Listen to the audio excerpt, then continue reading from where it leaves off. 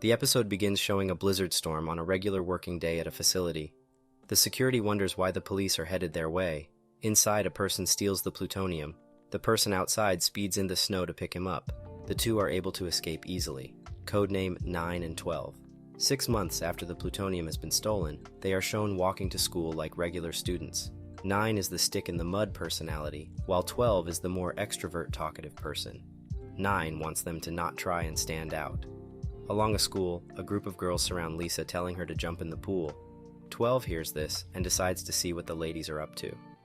With the excuse of feeling hot, Lisa is seen pestered into jumping into the water with her uniform on. To everyone's surprise, 12 suddenly dives into the pool playfully, stumping everyone, even the bullies. When Lisa looks at 12, she's reminded of how bright the sun is, but compares 9 to ice. After this seemingly insignificant incident, 12 and 9 are both seen in their new classrooms introduced to the students. 9 is seen as attractive, while the bullies from earlier feel the need to make fun of Lisa.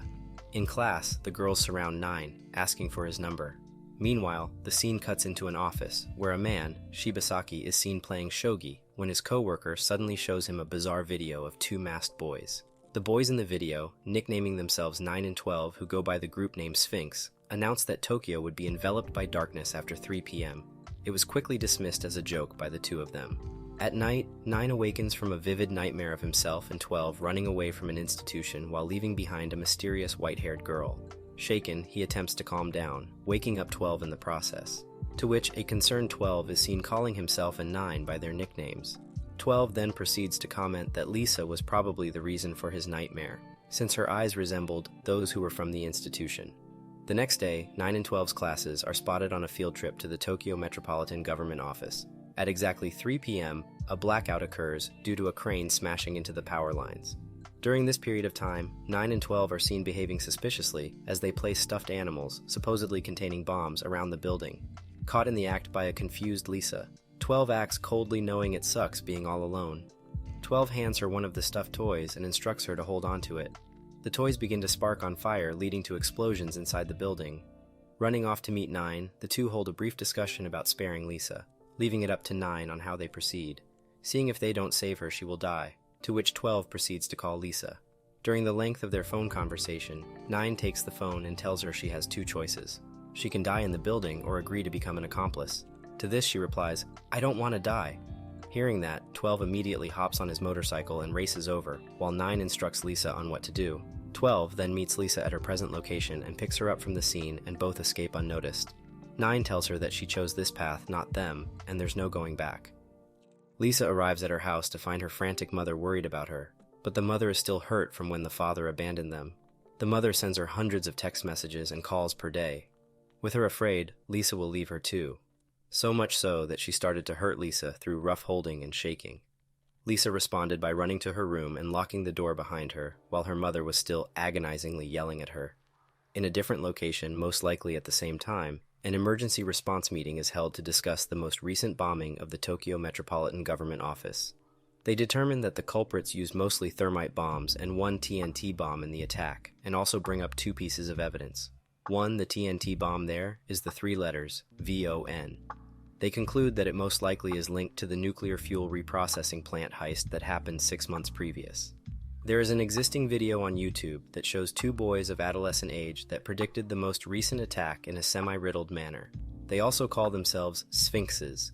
9 and 12 are preparing for their second Tokyo-based attack. As decided by a game of rock, paper, scissors, 9 was the one to infiltrate the police station dressed as a noodle delivery man, carrying the bomb disguised as the order. While on his way to set the bomb, he places numerous cameras in the hallways for a later purpose. After he delivered the noodles, he returns to assist 12 place a second Sphinx video. In the video, they tell a riddle. What first walks on 2 legs, then on 4 legs, and finally on 3 legs? And if you solve it, you can find out where the bomb is placed.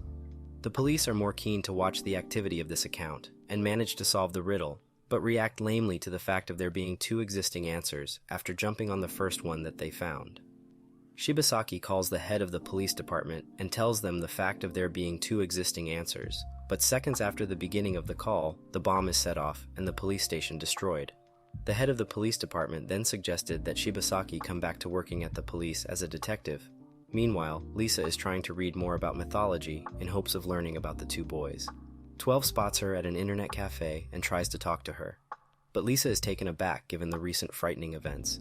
12 manages to lure Lisa out of the cafe into the street, where he tells her that any wrong move and he'll be forced to end her, as she'll never be one of them. The police hold another meeting to discuss the bombing of the police station which happened in the previous episode. They look at the footage of the security cameras who were in police station which was bombed, and assume that the video is a confirmation of their challenge to the police. After the meeting, Kurohashi and Shibasaki meet each other in the park, and it seems like they found one of the culprits behind the plutonium from the nuclear fuel reprocessing facility in Aomori. The culprit was a facility employee who had only worked there for a few months. His name was Yuzo Miyajima, but that was a fake name, and they also got a sketch of the culprit. Afterwards, Shibasaki goes back to the police station to talk with a man who accidentally caused the blackout in Tokyo. At the police station, the man tells them he got an email saying if he cut the Kyoedogawa power line and made it look like an accident, he would receive 2 million yen. While they were discussing the matter with other police officers, the third video of Sphinx came online. The riddle was, what's the building next to the house of the god who solved the riddle? This time they gave a time when the bomb would go off. While Shibasaki comes up with an answer, Lisa is running away from home. The next day, Shibazaki shows up in a live video where he unravels the answer to the riddle and afterwards threatens Sphinx.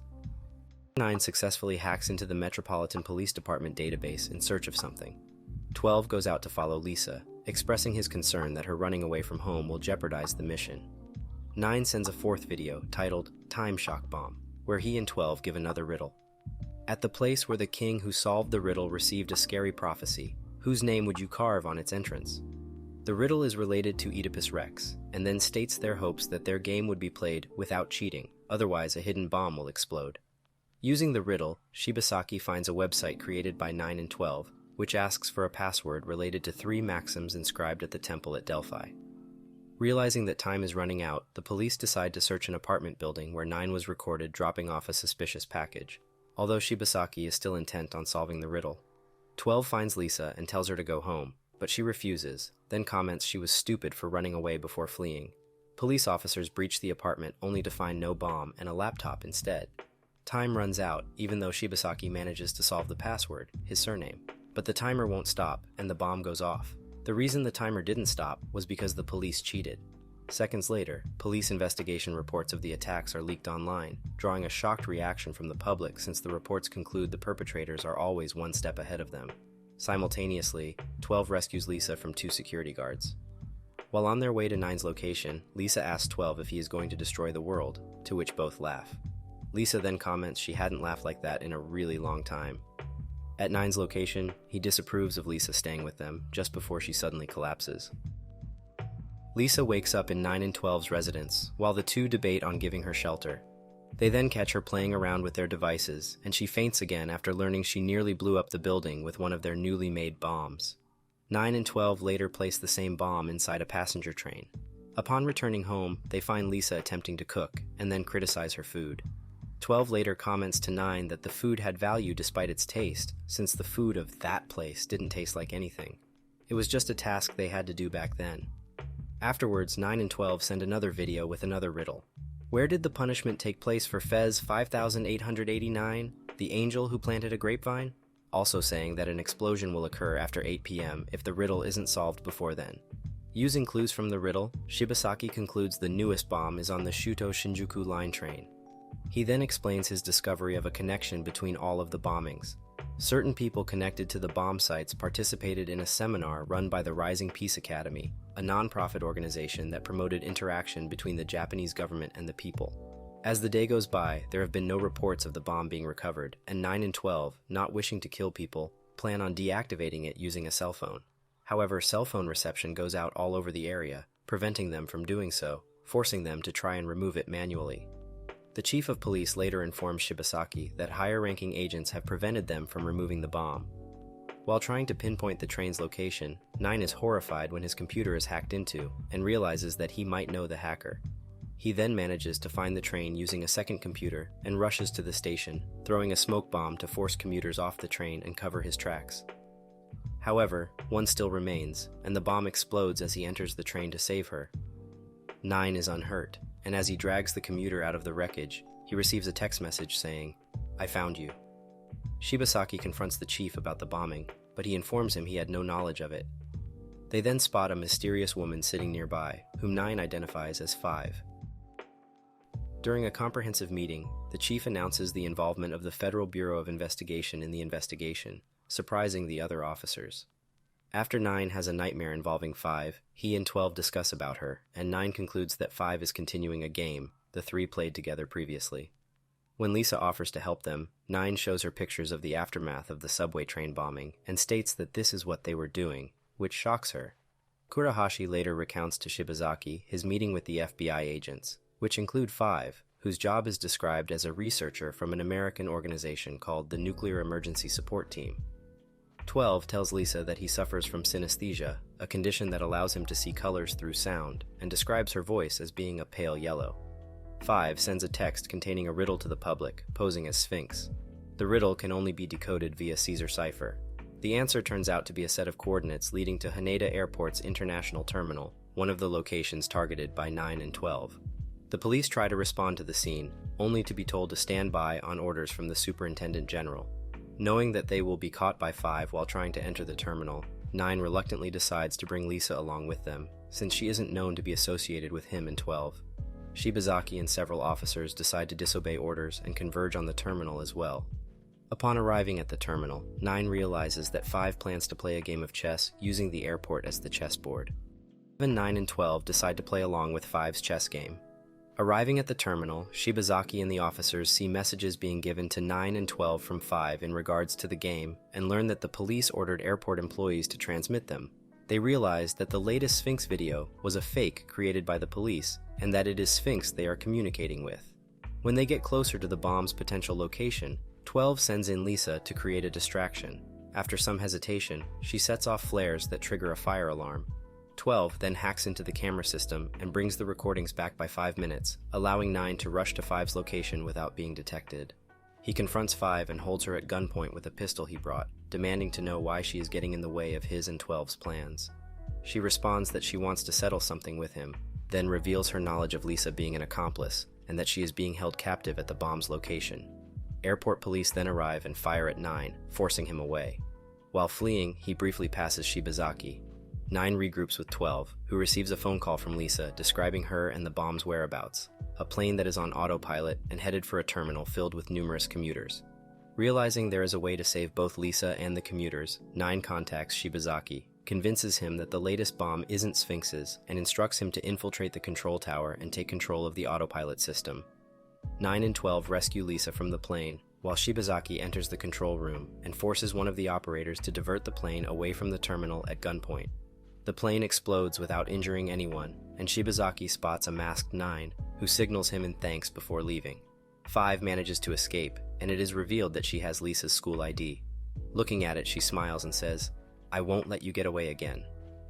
In the wake of the attempted terminal bombing, the media believes the foiled attack to be the work of Sphinx. The officers who accompanied Shibazaki to Haneda Airport are reprimanded by their boss, who takes them off the case and gives them a 3-month suspension, while Shibazaki himself is given a permanent suspension. Shibazaki goes to his daughter, who is studying physics at a university, and asks her if an average person could construct an atomic bomb from plutonium. She replies that with the right tools and knowledge, it is possible. Using Lisa's stolen ID, 5 tracks her down at 9 and 12's hideout while they are away. She sends her a bomb, but Lisa escapes before it detonates, destroying the entire upper floor. Joined by 9 and 12, Lisa flees to an abandoned video arcade that 9 and 12 arrange to use as an alternate refuge. There, 9 implies that it was Lisa's fault their initial headquarters was destroyed, which she sadly confirms. Shibazaki investigates on his own, and while at the National Archives of Japan, he learns that a decade ago, the Rising Peace Academy implemented an operation called the Athena Project, whose goal was to educate gifted children, but he is unable to find further details about it. He visits Ichiro Fujiwaka, a politician, and asks about it, then threatens to expose his son's illegal activities after not receiving an honest answer. Fujiwaka informs Shibazaki that orphan children were gathered, with the gifted ones singled out for the Athena Project. Eventually leaving, Shibazaki is joined by another suspended officer, Hamura, who helps him as he follows numerous leads. Lisa later overhears 9 and 12 arguing about what to do with her, and leaves, only to be captured by 5's men. When she wakes up in Five's office, Five initially acts friendly towards her by painting her nails, but quickly becomes hostile and tells her that she does not care for the lives of 9 and 12. Later, 12 receives a threatening text message from 5, revealing that Lisa has been taken hostage. Refusing 9's pleas to remember their mission, 12 sets off to try and rescue Lisa. 9 leaves their hideout and heads to retrieve the plutonium he and 12 have hidden. Meanwhile, Shibazaki and Hamura visit Mr. Aoki, the former welfare minister, to find out more about the Athena project. To their surprise, Aoki tells them everything about it and its connection to the members of Rising Peace Academy. He reveals 5 was the only child to have survived by the end of the experiments within the settlement, a place where orphan children were secretly taken to for the purpose of artificially producing savant syndrome in humans. However, Aoki mentions that 2 children, presumably 9 and 12, managed to escape. Aoki tells Shibazaki the mastermind behind the Athena project was in fact Dr. Shunzo Mamiya, the politician, and reason for Shibazaki's demotion. At the same time, while 9 is busy in his preparations for the bomb, 12 reaches the amusement park, where Lisa is being held captive. As he comes onto the Ferris wheel, he finds Lisa, with many bombs strapped to her body. The bombs immediately activate, and the ride begins to run. 12 comforts her and begins disarming the bombs one by one. Though both seem to realize that he can't possibly defuse them all in time, 12 continues, while revealing his feelings for Lisa. Moved to tears, she nevertheless tells 12 to escape and save himself, reminding him that 9 needs him.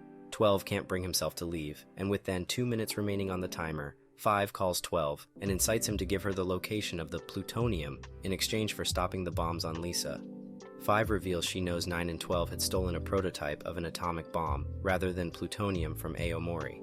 With the time almost up, 12 is torn between whom to be loyal to, Lisa or 9. At the last few seconds remaining, however, 12 reluctantly discloses the location of the prototype, at school in locker D12. 5 stops the timer, and along with it, cuts the power to the Ferris wheel, effectively trapping 12 and Lisa in midair. 5 immediately mobilizes the Metropolitan Police Department to the school, where 9 has just arrived to retrieve the bomb. Catching a glimpse of them in advance, he manages to take the prototype from the locker and begin to escape from the school unseen. However, he is soon seen, and 5, suffering from a seemingly worsening headache, immediately orders 9 to be taken down. 5 then suddenly faints due to her headache, while 9 continues to run away from the police. 9 goes to the police, dons his Sphinx mask, and turns himself in. He refuses to speak to anyone but Shibazaki, but later relents and issues a demand for a press conference at a specific location at 8 p.m., or the atomic bomb prototype would detonate. Shibazaki visits Shunzo Mamiya, who confesses that he created the Athena project as part of a plan to revitalize Japanese national morale following the nation's defeat at the end of World War II. 5, who has been hospitalized due to her deteriorating health as a consequence of the Athena project experiments, learns of 9's surrender and desperately sets off to try and reach him. When 12 hears from Lisa that 9 has surrendered, he attempts to forget about Sphinx and his shame for betraying 9, but Lisa convinces him to help 9 like he helped her. 5's men pursue the police convoy carrying 9 to the press conference, only to find that the truck is a decoy. Enraged and desperate, 5 leaves to pursue 9 herself. 12 interferes, but 5 disables his motorbike before stopping the truck carrying 9. After killing Clarence for attempting to stop and kill her, 5 confronts 9 and confesses that she always wanted to beat him, but never could. Knowing she is dying, 5 admits her love for 9 and begs him to live for them both, then commits suicide by detonating the spilled gasoline from her car. The Japanese airwaves are hijacked by a pre-recorded message from 9. As his plans for the press conference were disrupted, the countdown for the atomic bomb's detonation has begun. Declaring that this is the final message from Sphinx, 9 unmasks himself and bids the civilians farewell. Japan goes into a state of panic from 9's declaration, and Tokyo's entire population begins to evacuate. Lisa regroups with a severely injured 12, who greets her before collapsing. Citing that Sphinx had killed no one during all of the attacks, Shibazaki assumes the atomic bomb is just part of a message from them. He then calls Haruka and asks her of the existence of the possibility that an atomic bomb can explode without inflicting a single casualty. She replies that it would be possible if it explodes while in the stratosphere, otherwise known as a high-altitude nuclear explosion. Hamura realizes that Sphinx would be using a balloon to lift the atomic bomb into the air. Finding a security video of a balloon carrying a box into the air, the police realize that Sphinx plans on disabling all of Japan's electronic devices with an electromagnetic pulse that would result in the atomic explosion, essentially paralyzing the country. They then realize that aircraft would also be disabled, and there are hundreds of passenger flights currently in the air, carrying evacuated citizens. Fighter jets are dispatched to intercept the atomic bomb, but are unable to succeed, while 9 goes up a skyscraper as he observes the countdown on his cell phone. Simultaneously, the passenger flights are all grounded, and 12 regains consciousness. He is asked by Lisa if 9 really was going to destroy the whole world, to which he replies that he and 9 were always alone and were never needed by anyone before. He then thanks Lisa and proclaims that he is glad to have met her, which prompts her to smile seconds before the atomic bomb detonates. Everyone watches the explosion occur before the entire city is plunged into darkness, followed by an aurora formed by the radiation from the atomic bomb, illuminating the sky. The following day, Tokyo's buildings and streets are completely abandoned. 9 heads to the settlement, where he sets up makeshift grave markers for the children who died from the Athena Project's experiments, including 5. He is then joined by 12 and Lisa, and forgives the former for his actions. The 3 then spend the rest of the day playing around with a ball and listening to music. As night falls, they are approached by Shibazaki, who tells them that if they turn themselves in, then Project Athena will be exposed to the world and will not be ignored by anyone anymore. Minutes later, US helicopters arrive and hold 9 and 12 at gunpoint, but 9 pulls out a detonator, claiming that it is for another atomic bomb designed by the Japanese government, which is now in a nuclear power plant. Despite the threat, the soldiers shoot and kill 12 under orders from their superior, who wants to keep the American government's involvement in the investigation a secret.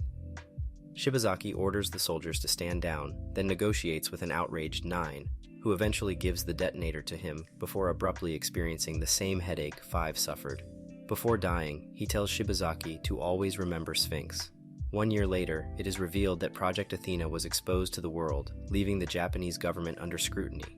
Lisa and Shibazaki visit the graves of 9, 12, 5, and the other experimented children regularly, and are on a familiar basis with each other. While coming across Shibazaki one day, Lisa tells him what 9 had told her before his death, the meaning of Von, which is Icelandic for hope. Well, that's where we're going to leave off on today's video. As always, if you liked what you saw, make sure to subscribe to the channel.